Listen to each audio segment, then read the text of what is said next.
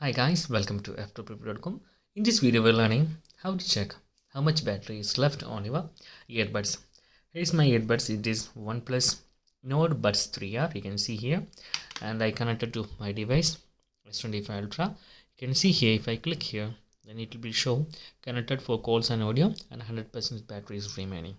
And the first time we are connecting for 1 minute, you can access from the notification. There is a notification that says how much battery left on your earbuds. Okay, otherwise you can check your battery percentage by using Heymelody application.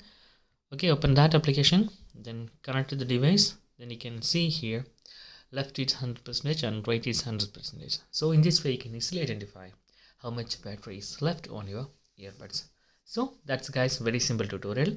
If you need any kind of Android or iPhone tutorial, just comment below. I will post my replies as video so you can easily watch and understand it. And if you enjoyed this video, please like, comment, share and subscribe our channel for getting more videos like this. Thank you so much for watching. Have a nice day. Bye bye.